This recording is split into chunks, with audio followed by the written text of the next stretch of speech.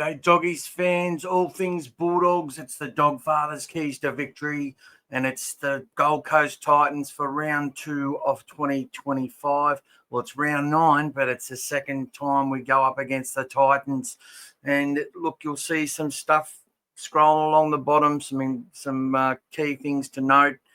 Titans and the Bulldogs have had a pretty, good rivalry over recent years, with Tino Fasuamawali's treatment of Matt Burton. With the crowd has been getting stuck into those Titans, and we've had some good wins. But even in games we've dominated, they've always been hard to beat or stayed within reach, apart from that 30-0 win we had at Belmore in 2024, which kick-started our season and our run to the semi-finals.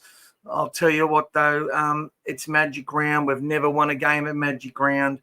Our average losing margin is only 6 points. We've had a lot of close losses against the Raiders, so played many winnable games at Magic Round. I think we've played the Knights as well and lost some close games to them as well. So, look, I'm expecting the Bulldogs to go out there, even without Matt Burton, Josh Curran, and also Satili Tupanua.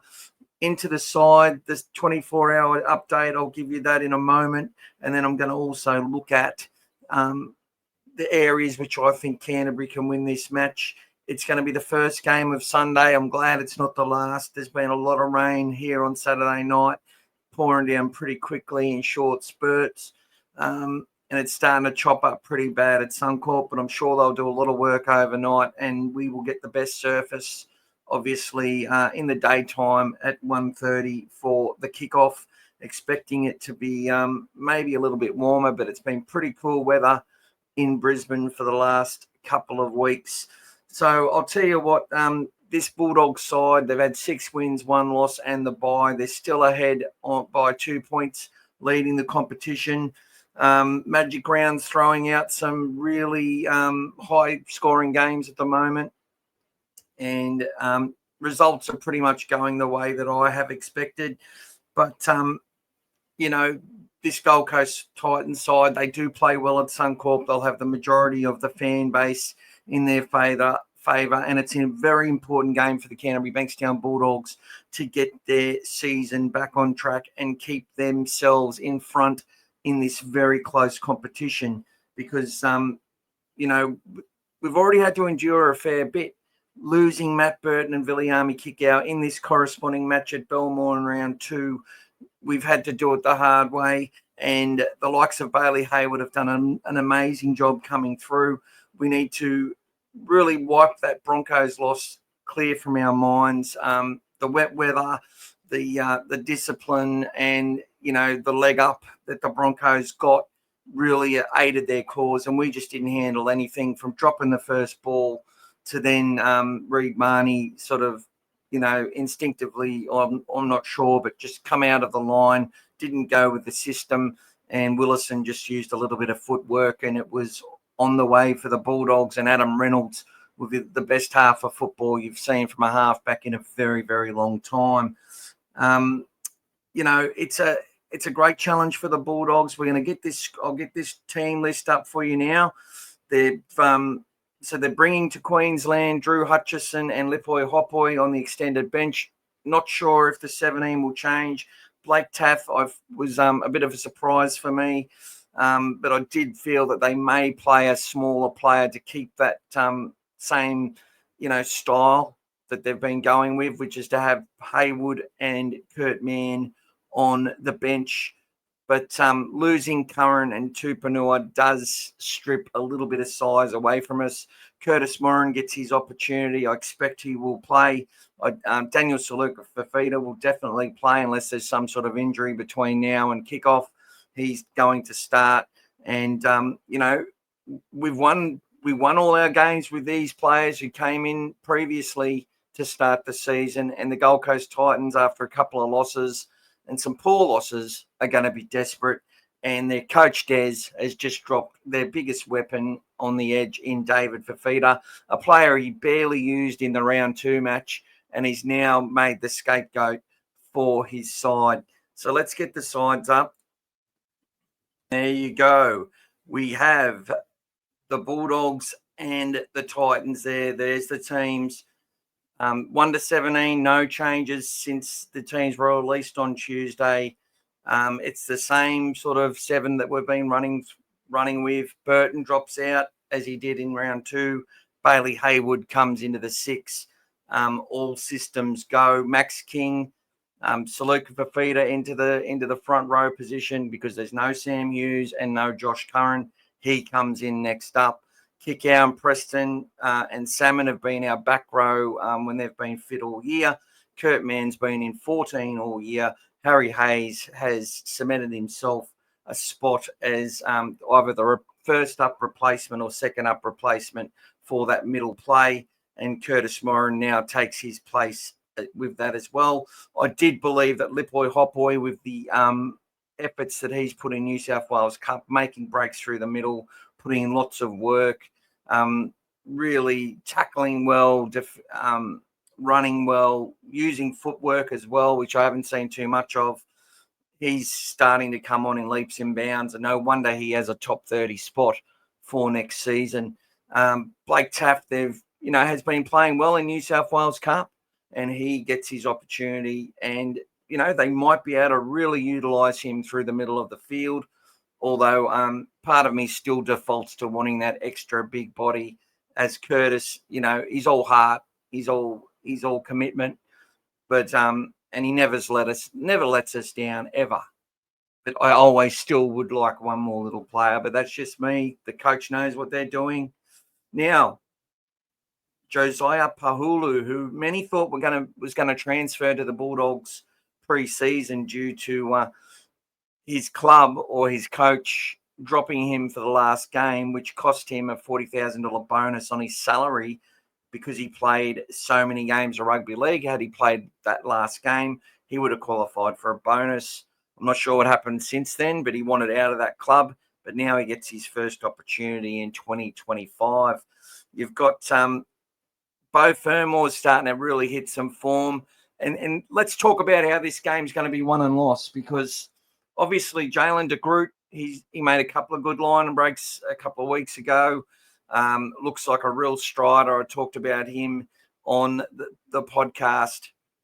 They've got speed to burn with Fafita and Khan Pereira, I should say. Experience with Kelly and Sammy, who are tough and can get second phase going.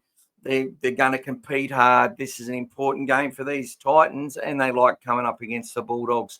Brimson is a real goer. I think he's someone you always have to keep an eye on and keep a lot of pressure on. And Tom Weaver is there to try and give them some stability and just do the number 7 stuff, which is what he's done his whole career. He's a genuine 7 and looking to press, to try and improve his standing in that club to try and be a regular first grader. Obviously, this forward pack is going to look to try and dominate again, but our Bulldogs will be out there in force. I expect some real I'm sort of expecting a bit of a start from this Titan side that we got from the Sharks against the Dogs at Shark Park. And I know our Dogs can handle it. I do. I'm expecting them to go out there, tuck the ball under the wing, play tough, weather any storm that's out there. They've got a really mobile edge in Chris Randall and Bo Fermor. I've got a feeling Cleese Huss is going to start. I really do. I don't think that Chris Randall will start this match. I think he'll come off the bench and he will play. Chris Randall is going to come off the bench and play as the utility. Tino, I think Cleese Huss will start on the edge with Bo, and then you'll have the like of, Isaac, Arama, and Josiah being utilised as that middle rotation, and they will share a fair few minutes with them. So, look, there's no doubt through the offloading ability of the Titans in the second phase play is where they're going to look to go. There's been a lot of teams going through the middle. and making lots of inroads in the games that I've seen so far in Magic Round. And I think the Gold Coast will be no exception to that. I think they'll target there. They'll try to win that ruck. They'll try to bully us and beat us down. And the Bulldogs will be looking to do everything that they normally do: get numbers into the tackle, win field position, win possession, and get Toby Sexton kicking the ball well. I really think that there's, if we can weather that storm, do what we do well, keep possession, kick to the corners, put pressure on their back three especially, and make them struggle. I expect Viliami Kikau is going to give Tom Weaver absolute nightmares in this match, and that's what I'll expect. And Jacob Preston on the other side of the field will be doing similar things. Salmon to be out there as usual, doing the tough stuff, trying to get some shape happening for the guys early, and Kurt Mann to come on and go at 1,000,000 miles an hour. Maybe Kurt to play 5 or 10 minutes longer than he has been playing. But his efforts in defence and his leg work in attack is so essential to us getting moving and having that energy lift when this interchange bench, which has been one of the major keys to our success for 2025 thus far. I think Blake Taff, I hope if he is in this side that he is utilised in and gets to play some minutes. You know, we may see a situation where Taff actually comes into the halves and Bailey slots into hooker, and they give Reed another break. Reed's only been playing 55 minutes the last couple of weeks. There's definitely some forward planning in place happening before our very eyes. But he's an 80-minute player, Reed. Everyone knows that. But maybe he can go a little bit harder and a little bit stronger in both attack and defence if he knows he's going to get that rest in the back end. So I'm expecting that they will utilise Blake Taff a little bit better. I do believe that from the Titans' point of view, they're going to have a much bigger player than Chris Randall on the edge. It doesn't make sense for them to carry essentially 4 forwards, 3 of them being edge back rowers and 1 big middle in Josiah. It doesn't make sense. I think Chris Randall will go back to the bench and be the 14. Some good players in this Titans side. Underachievement is something which they continue to talk about with the Titans, and I do believe that they always save their best footy for the Canterbury-Bankstown Bulldogs. It's a massive danger game for us. We need to, this is one of these games we have to win. We keep ticking boxes. We're starting to get in the heads of some opposition. Teams like the Knights, we've won our last 3 or 4. Teams like the Sharks, I feel like are beating themselves playing us, and realise they've got to go for 80, 85 minutes to win. And getting a couple of wins over the Titans is really important to get another one there, just to get in their heads, get in their minds, and get some sort of aura about the way we go about things. That's exactly what the Bulldogs will be looking to do. We've done that recently with the Dragons as well. They really struggle to beat the Bulldogs. And, looking at this team, Connor Tracy, Jacob Carrez, Marcelo Montoya can really get to work. Bronson Cherry's going to do a lot of the work as well. And Crichton, congratulations to him, who's just become a father for the first time. So well done. I expect him to go out there and really steer this ship and get us back on track.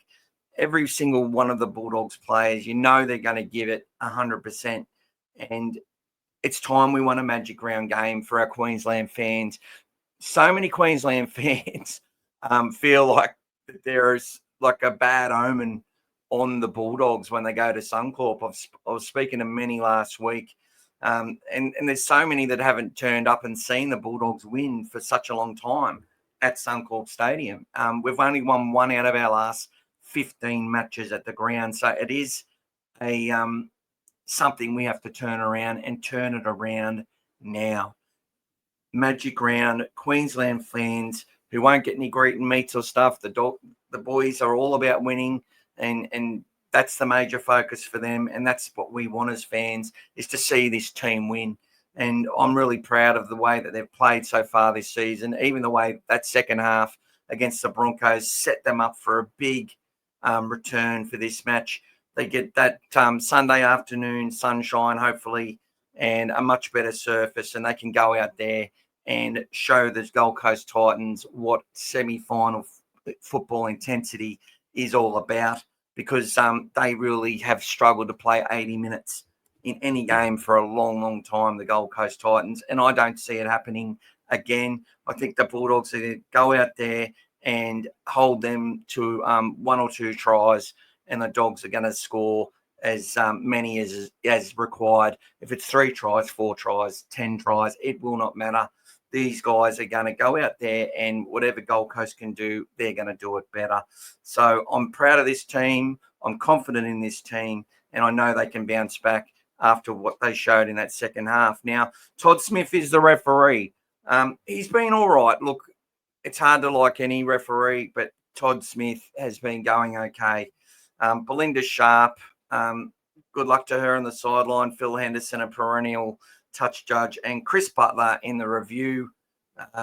Let's hope he doesn't make any sort of decisions like we saw in the Parramatta Cronulla game, where he penalised, where the bunker, whoever it was, penalised Bailey Simonson. Absolute ridiculousness. And you wonder where these people did their, I just can't fathom that call in a couple of weeks that we've had of some of the worst calls we've ever seen. To see that call happen is just ridiculous. It just does not make sense. So let's have a quick look at the team stats as head-to-head. The Bulldogs 13 have edged ahead of the Titans 12, which has been achieved over a bit of success, winning the last 2 games, 40-24 and 32-0. Look, the Titans don't get back into that match if we don't suffer the loss of Burton and Kickow. I'm 100% sure of that. We go on with it and win by a lot more. Obviously, we've won 4 of our last 5 before being humbled against the Broncos in that first half. The Titans losing by 50 points to 18 against the Cowboys. They lost 30 points to 20 against the Raiders, where they led them. They got flogged by the Dragons, flogged by the Dolphins, and they did have a good win against the Roosters. They trailed in that game against the Roosters and come home with a wet sail. And we thought, oh, here go the Titans, but it hasn't eventuated. 4 losses in a row, 4 really disappointing ones. They're going to be up for this match. Do you not worry about that. Now, points scored for the season. The Dogs have scored 174 from their 7 matches. The Titans 144. Points conceded. We've conceded 100. The Titans 212. Completion rate similar, just better for the Bulldogs, and our tackle efficiency has been better than the Titans. Average points scored are 24 points for and 14 against, versus the Titans 20 points scored and 30 against. Average play the ball speed, very similar. Wins at the venue, the Titans have won 14 from 37. The Dogs only 9 from 32 since the NRL inception. And overall, the Titans with a poor 38% win record to the Dogs 49%. So, it's a really good battle. Obviously, Tino, we want to see the Bulldogs fans coming through the screen saying that Tino is a wanker, but it's sometimes the Queensland Bulldogs supporters aren't quite as vicious when it comes to that sort of thing. But hopefully we'll hear a little bit of that. Look, I think he's a good bloke off the field. He's a good family man. You can tell that. But when he puts that elbow up into the neck and chin of players, I just don't like it. And I don't like what he did to Matt Burton in State of Origin. So there you go, guys. The Bulldogs are looking to bounce back. Beware of the rebound. We've lost a game. The Titans have lost 4 in a row. Both last start losers. Both disappointing for their fans. And if the Bulldogs are the real deal, they go out there and they make the Titans pay for the embarrassment of the first half of last week against the Broncos. Okay, so, we've got a few games coming up as well. We then go into the Raiders next Saturday. The Raiders play later on the Sunday against the Melbourne Storm in what's the match of the round of Magic Round. So both teams with the same sort of length of turnaround time. Obviously, the Raiders, it's their home game, and it's going to be a packed-out stadium. A lot of Bulldogs supporters are going to try and get down there, which will be good from what I'm hearing. Then we go back to a core and another 6-day back up against the Roosters on a Friday night, followed by a Thursday night, a core game against the Dolphins, who we haven't played in Sydney yet. We've only played this side, the Dolphins, in Bundaberg, I believe, in their first 2 seasons, where we have won both of those matches in pretty tight affairs. The last one, though, was, they threw a fair bit at us. We just had too much. So after that, we have the bye before we go into the Monday night or the Monday afternoon King's birthday match against the Eels. So a lot coming up for the Bulldogs, a real good opportunity to get a win on Sunday in Magic Round against the Gold Coast Titans, and a much, that takes us to 16 competition points, which will be essential for us going forward. It's only going to get tougher and tougher. Some teams are warming up. Some teams are starting to, notice the ones chasing them from behind. It's still a congested ladder. It's all happening. Now, before we go, we'll have a quick look at the NRL ladder.